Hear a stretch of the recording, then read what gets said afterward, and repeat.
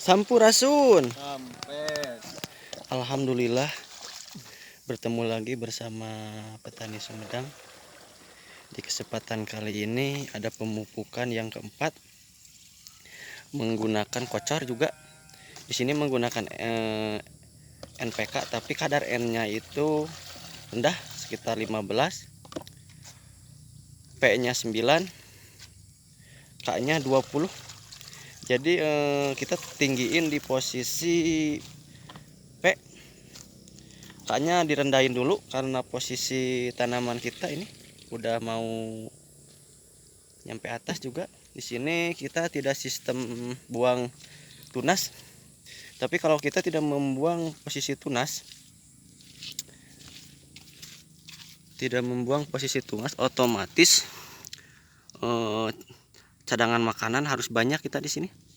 Dikarenakan posisi pokok sulur dan pokok posisi tunas ini bisa disebut seragam atau sama, tidak ada perbedaan besarnya pun sama. Ini posisi tunas dari posisi sebelah sini. Ini tunas. Tunas sudah tinggi juga, beda sekitar 30. Ini udah tinggi.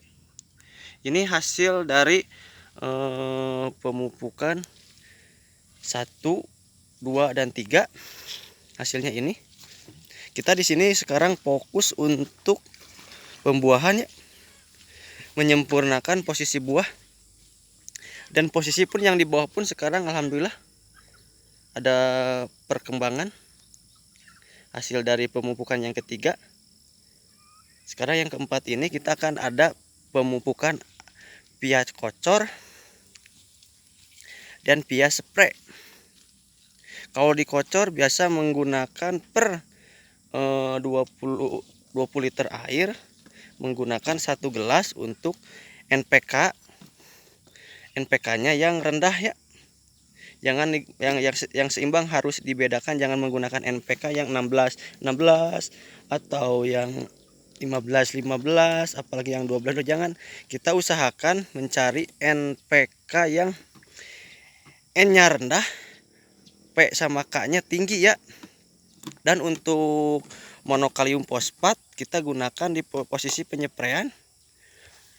Kita menggunakan kalsium. Pertama sekarang untuk hari ini kita menggunakan posisi nih, produk ini biar tidak pusing ya, 2 ml per liter air ya, ditambah pupuk. Ini pupuk menggunakan ini 2 ml juga per liter air, jadi 4 ml posisinya. Ini langsung dimasukin aja ke posisi tank untuk posisi spraynya.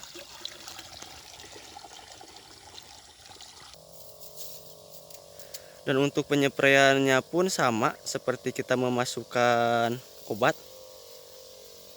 Jangan terlalu basah juga, cepat jadi posisinya cepat juga. Ini sistem kita memasukkan ke jaringan tubuh timun ya, ke embun daun. Masuknya di posisi pupuk ini, di daun. Ini bukan obat ya, ini pupuk ya.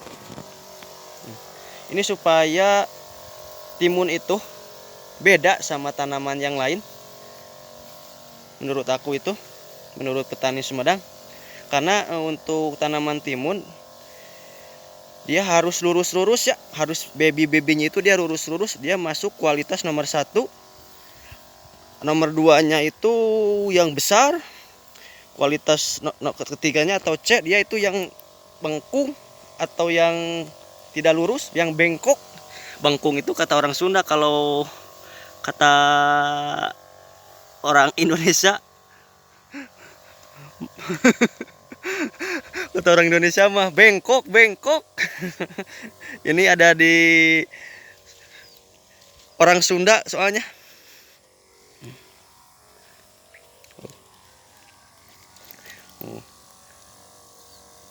Masukkan pagi-pagi ya, biar fotosintesis pun lagi sinar matahari lagi bagus-bagusnya.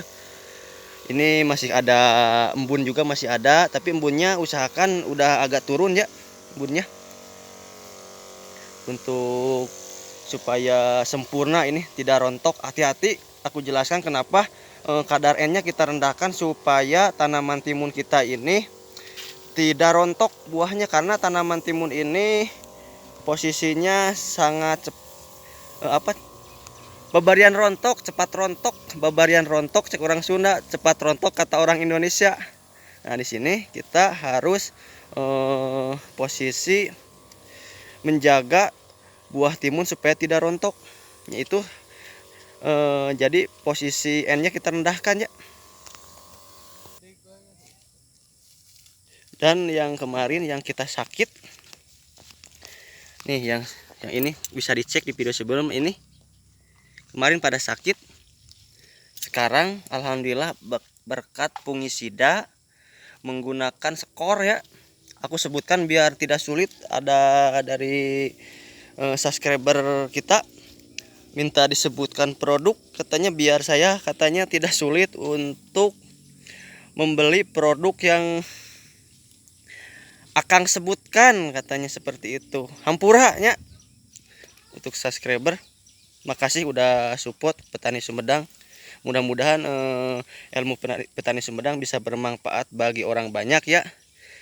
Kata pepatah, ilmu yang bermanfaat yang akan kita bawa kelak nanti bila mana kita meninggal.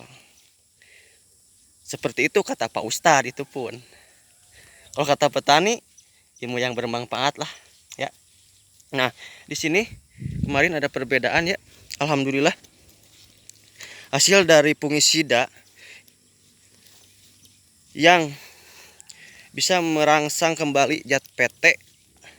Ini ada sebagian juga yang agak sulit, masih kita coba rangsang kembali ini.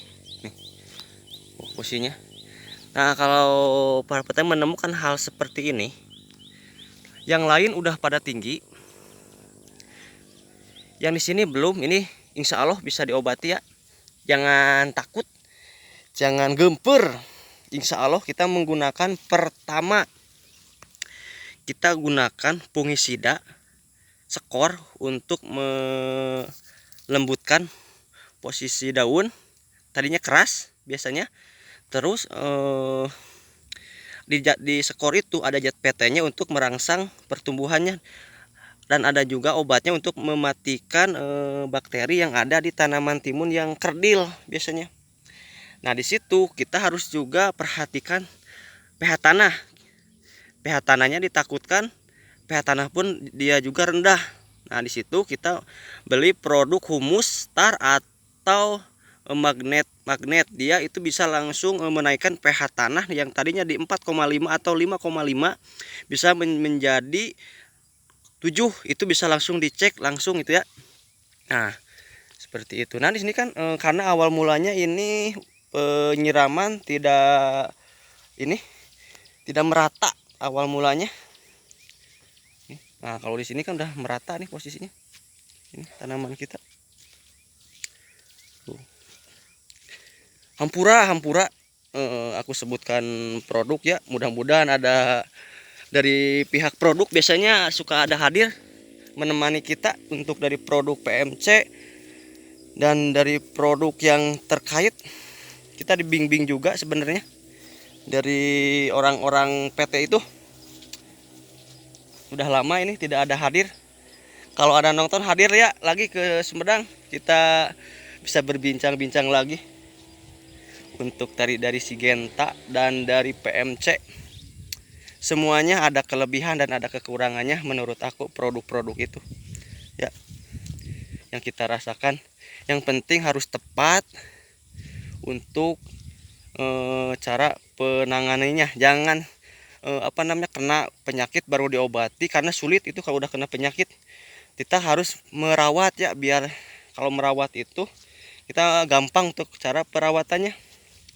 Jadi inti dari video ini cara pemupukannya sebenarnya bukan obat, ini cuma kita sebutkan aja lah dari part 4 ini untuk pemupukan part ini. Inti dari video ini, insya Allah daun kita udah sehat, calon-calon babynya udah keluar, udah berkembang nih.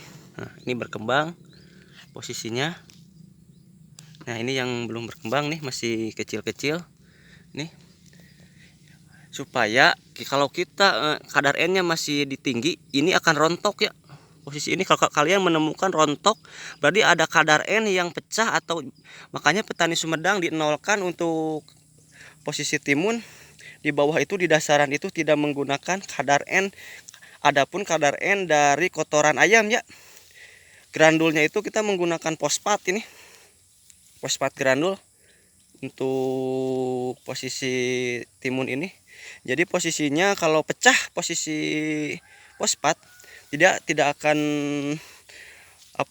tidak akan rontok ke posisi buah, karena fosfat itu satu untuk daun, batang, dan akar. Bila mana kita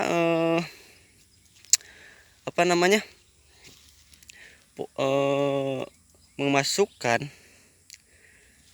kadar itu di posisi tanaman kita, pondasinya itu akan kuat insya Allah ya.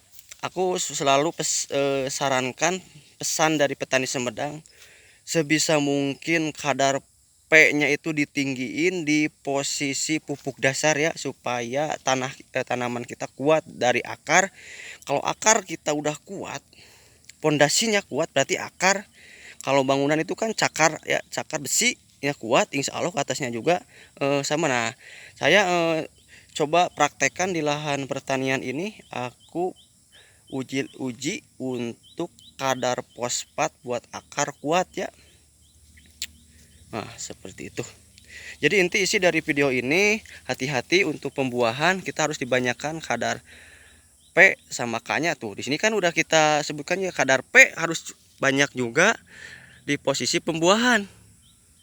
Kadar K juga harus ada, harus komplit, sama kalium sama kalsium. Di sini aku selalu menggunakan pupuk N-nya yang 15, K-nya 9, dan P-nya 9, K-nya 20. Nah, di sini 20. Ini dilakukan 1 minggu 1 kali, dan dispray 1 minggu juga 1 kali ya. Itu diulangi terus menerus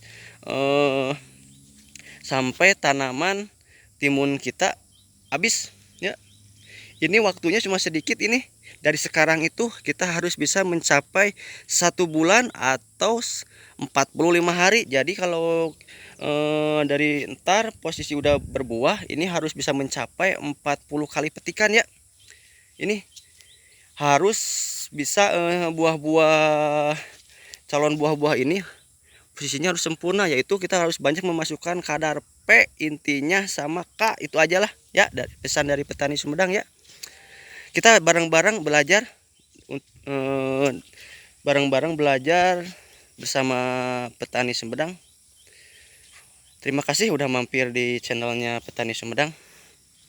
Hatur nuhun ya, bantu kembangkan ya channel petani Sumedang dengan cara di subscribe, di komen ya, jangan lupa kalau dibagikan ke teman-teman ya yang membutuhkan ya. Hatur nuhun, salam sukses aja buat para petani Indonesia. Hatur nuhun. Assalamualaikum warahmatullahi taala wabarakatuh.